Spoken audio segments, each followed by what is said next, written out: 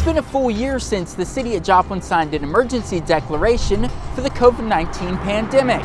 I'm Zach Dodge with how far we've come since then. Coming up. The Kansas Senate passes legislation that would ban transgender girls and women from school sports. The 4 states' most watched news starts now. The Missouri governor announces around 2 million more Missourians will be eligible for vaccines by early April. This is KOAM News at 6. Governor Parson today announced the state will move to phases 2 and 3 of its vaccine distribution plan earlier than expected. He says it's due to an influx in vaccines after purchases at the federal level. The state will move to phase 2 of its vaccine distribution plan on March 29th. The governor says through phase 2, more than 800,000 Missourians will become eligible for vaccines. Those include workers in the construction field, critical manufacturing, higher education, the remaining workers in the food and agriculture sectors, and the state's homeless population. On April 9th, the state will move to phase 3 of its vaccination plan. That'll make every adult Missourian eligible for a vaccine. For the latest news and resources related to the COVID-19 vaccine, go to our website, koamnewsnow.com/vaccine. On that same page, you'll find a form that you can fill out to send us your questions about COVID-19 and vaccine distribution. Again, that's at koamnewsnow.com/vaccine. Today marks a year since the city of Joplin took its first actions toward preventing the spread of COVID-19. KOAM's Zach Dodge has how far we've come since then as restrictions begin to loosen and the number of new cases drops. Well, the last time we had Third Thursday would have been October of 2019. The community event that brings thousands to downtown Joplin has been missing for more than a year. I think we canceled them one at a time in the beginning, just kind of thinking, oh, well, this is just a blip. On March 18th, 2020, Joplin passed a state of emergency declaration in response to COVID-19, the first action the city would take to combat the virus. A city ordinance passed the same day, limiting certain businesses' capacity to 50% and public gatherings to no more than 50 people. It was impactful not only to our organization, to our downtown in general and our downtown businesses, but also to the vendors that set up and, all the different pieces that fall into place. But if you would have asked me in March of 2020 whether we would still be in it in March of 2021, I would have been surprised. Mayor Ryan Stanley says every decision the city has had to make has been challenging, that first one being no exception. Hindsight is 2020. We can always look back and say we should have done this sooner, we should have done this later, and so forth. So it's absolutely not been perfect. Moving forward from there was the state and city stay-at-home orders, 2 mask mandates, and thousands of cases in the city, with cases reaching a peak in November when the 7-day average was 47 new cases per day. But now that average is just above 3 new cases per day, with hospitalizations tapering off dramatically. Because of that, restrictions have been lifted, and many feel like we're getting closer to normal. And it does feel like we're playing a winning hand now. So the Downtown Alliance feels confident they can bring back Third Thursday next month. We're feeling pretty confident with the numbers going down, with the vaccines rolling out. I think something like this, an outdoor event like this, is more feasible, of course, than it was at all last year. In Joplin, Zach Dodge, KOAM News. When Third Thursday does return, it's going to look a little bit different. The number of vendors is being limited. Vendors will be more spread out, and there won't be any live performances. Local church is starting to get back to normal. A Central Christian Center in Joplin, at that church, services were canceled for a few months last year. And they've been streaming services to YouTube so congregation members could watch from their homes. Well, they're doing in-person services again, but many people aren't quite comfortable coming back. So they're looking forward to the end of the pandemic when they can have everyone under one roof again. Fellowship is great, even the Bible tells us to not forsake the assemblies of the saints together, because God knew it was important for us to have that fellowship and to have that interaction. Church has a concert scheduled for tonight, the first real in-person performance they've had in several months. COVID-19 claims the lives of 5 more 4-staters. The Jasper County Health Department reports 2 more COVID-19 related deaths there. The patients were a man in his 60s and a woman in her 80s. The latest deaths bring Jasper County's total to 153. The Newton County Health Department reports one more COVID-19 death, bringing that county's total to 84. And in Kansas, Crawford County reports two more COVID-19 deaths. Crawford County has now reported a total of 82 deaths. Today marks the one-year anniversary of the first COVID-19 death in Oklahoma. Merle Dry, a 55-year-old from Tulsa, died as the city, state, and country began their shutdown to combat the spread of the virus. Dry, who was a minister at Metro Pentecostal Church, was the first of more than 7,600 Oklahomans who've died from COVID-19. That's according to the Centers for Disease Control and Prevention. Checking in with Doug Hetty now. As you told us it would, it's cold out there, Doug. It is cold, and it's going to stay cold as we go through the rest of the evening into the overnight hours for us tonight. But at least we got rid of this storm system after it gave us severe weather a couple rounds yesterday and then a big burst of snow last night. This system has pushed out of the region. We still have the clouds, and the clouds are going to stick around for the next 5 or 6 hours, and then they'll start to break up later on tonight. Out to the west, not a whole bunch going on. That's our weather as we go into the next few days. We're going to get a little dry stretch, which is well deserved. Temperatures mainly sitting into low to mid 40s, and eventually we'll slide back into the lower 30s later on tonight. Still kind of windy, but the winds are going to slowly decrease as we go through the rest of the evening hours. And then eventually temperatures about 30 or 31 for an overnight low. Of course, we're going to look into the weekend here in just a bit. All right, see you then.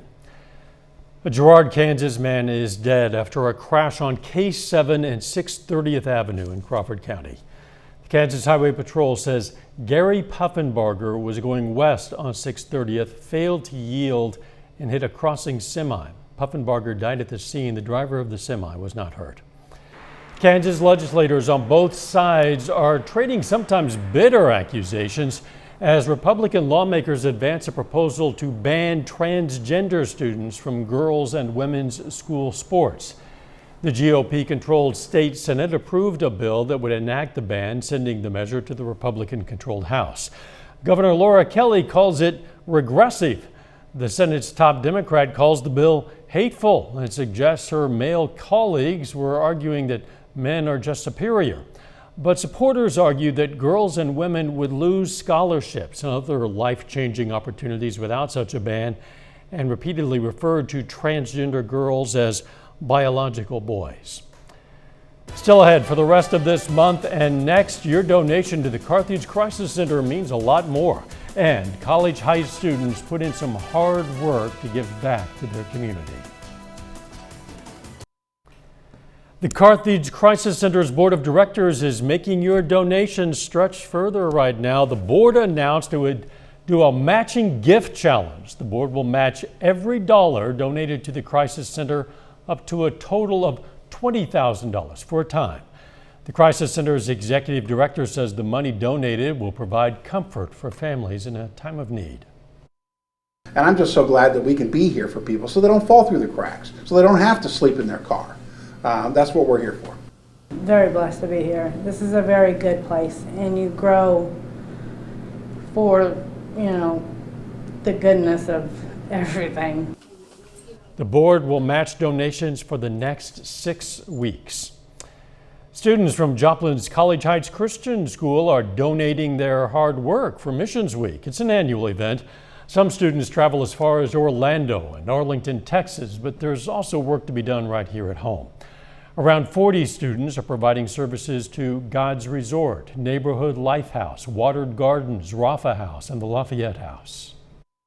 I've definitely learned from all this experience of that everyone is hurting and needs help in some way, and that you can help them by just praying with them and loving on them. It doesn't have to be praying, just comforting them and letting them know that you're there to serve them and they are loved.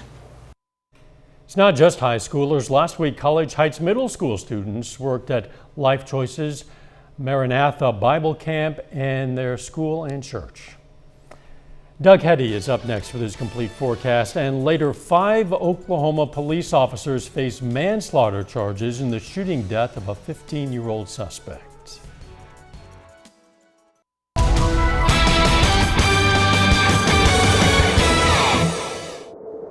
course, it turned out to be a very cold day for us today. Temperatures kind of struggling to warm up all day long. Most of us only into lower 40s during the afternoon, and we got more rain for us last night. Since midnight, we got about 1/4 of an inch. Most of this was actually snow. It was a very wet snow, kind of melted on impact right along the state line of Kansas and Missouri, and then into southwestern Missouri. It did accumulate 1, 2, even some isolated 3-inch amounts, and then it melted in about an hour as we switched over to rain. So it just kind of a weird storm system. Severe weather, tornado warnings, over to a little bit of snow. We're sitting at 5 inches of liquid for the month of March. 45 in Pittsburgh, Miami.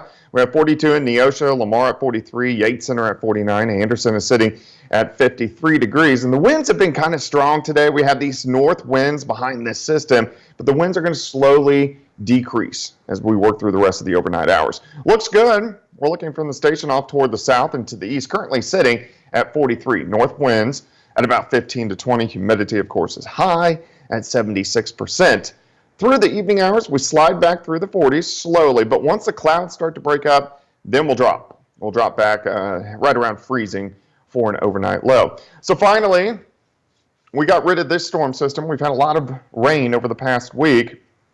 You can see the backside of the system rolling through last night, then the rain switching over to snow, and then eventually back to some light showers this morning. But this system is gone. Now, we still have the clouds, but those clouds will start to break up over the next several hours. Look out to the west, all the way through the Rockies. There's not much going on. That's our weather for the next 3 days. And then after that, by Monday, this storm system will start to affect us and give us rain chances again Monday, Tuesday, and Wednesday of next week. Tonight, we look okay. It's just going to be cold. We'll start to clear out. We'll drop back into lower 30s. Plenty of sunshine on Friday. We warm back up, or at least start to warm back up as we warm into the mid-50s. We'll start at 31, 49 by noon. High temp at 55. Northerly winds are going to be light at about 5 to 10. Tomorrow night, still pretty much clear skies. May get a little bit of patchy fog. Another cold start on Saturday, but then we warm up more as we work into Saturday afternoon. I think most of us will go into the mid-60s for highs. Sunday looks good. Here comes that next system on Monday. This will give us chances for showers, even some thunderstorms. And then we get on the colder side of the system, and mainly just some showers on Tuesday. And then another wave will try to work in behind it by the time we head into Wednesday, also on Thursday. 55 tomorrow, 64 Saturday, 64 on Sunday. So it looks good. Those rain chances Monday, Tuesday, and Wednesday, and then we dry out as we head into late next week. So let's keep on going.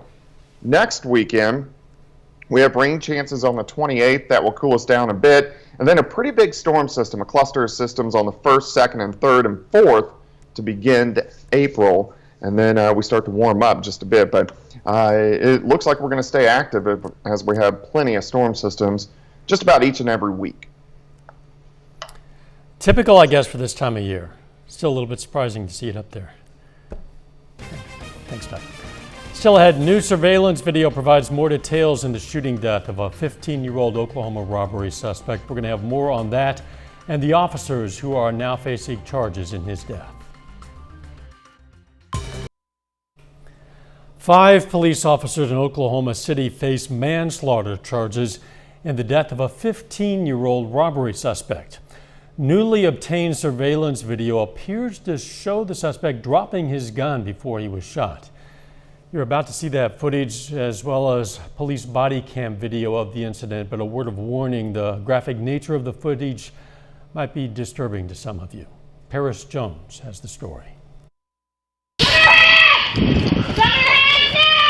Show us your hands, sir. Nobody has to get hurt. Just show us your hands. Where's he at? Right here in the window. Okay. Newly released body cam and surveillance video today showing the intense moments leading to the shooting death of Stavian Rodriguez, who police say robbed a convenience store at gunpoint before they arrived. Police giving him several verbal commands before you see him climb out of the drive-through window, lifting his shirt and then putting his hands up before taking out a gun and dropping it. No! He reaches toward his back pocket before several officers open fire. Tonight, 5 of the 6 officers who shot at Stavian are charged with first-degree manslaughter. Court documents say those 5, quote, all unnecessarily fired lethal rounds at Stavian, which caused his death. The 6th officer, not charged, fired a non-lethal weapon. Court documents also say Stavian didn't have any other weapons, but they did find a cell phone in his back pocket. The Fraternal Order of Police issued a statement today standing by the officers. They say, quote, officers must make life and death decisions in a split second, relying on their training. When an armed robbery suspect did not obey police commands, 5 officers perceived the same threat and simultaneously fired their weapons. All 5 officers are now on administrative leave. Stavian's alleged accomplice, 17-year-old Wyatt Cheatham, faces first-degree murder charges. He's not accused of directly killing anyone, but in Oklahoma, suspects can be charged with murder if anyone dies while certain felonies are being committed. Final check on the weather is next. Take time now to honor a local veteran, Technical Sergeant Charles Burns. The Erie, Kansas native served in the U.S. Army during World War II. For service, he received 4 Bronze Stars, and we are proud to salute Technical Sergeant Charles Burns. He's tonight's 4-state hero. You can learn about lots of other 4-state heroes from all across the area. You can also nominate a hero of your own anytime. It's very simple to do. You just go to our website. You see it there, KOAMnewsnow.com. After several delays due to the pandemic, Super Nintendo World at Universal Studios Japan is now open. The amusement park is a bigger-than-life-size replica of the company's most famous games, featuring characters like Mario, Luigi, and Yoshi. The Universal executive promises an experience that can be found nowhere else in the world. But there are restrictions due to COVID-19, like limitations on the number of visitors allowed, clear instructions on how to keep social distance, and face masks are mandatory except in some mask-free zones. So get off the couch, away from those video games, and go to a video game park, I guess. Jordan Albee joins us with a look at what's coming up on our sister station, KOAM News at 9 on Fox 14. Tonight at 9, a Joplin organization says there needs to be more diversity within the Joplin School District. Plus, tensions are increasing significantly after tough talk between President Biden and Russian President Vladimir Putin. Also, why this year's March Madness is expected to become the most wagered on sporting event in history. That and much more coming your way tonight. KOAM News at 9 on Fox 14. Thanks, Jordan. Let's check back with Doug Hetty now for a final look at the weather. All right, Dal, it's going to be cold tonight. We're going to drop back right around freezing, but the clouds are going to start to break up, so we'll see pretty much clear skies, and that means sunshine returns for us tomorrow. A little bit warmer, still chilly. High temp at 55, but 60s, they're going to roll in as we head into the weekend. Next chances for rain begin at the beginning of next week on Monday. Thanks, Doug. Looking forward to that weekend. Hey, to stay up to date on the latest news, weather, and sports, download the KOAM News app. It's available free of charge. It's in the Apple App Store or the Google Play Store. All you have to do is search for KOAM News app. Thanks for joining us. We'll see you right back here for KOAM News at 10. In the meantime, let's take care of ourselves and each other.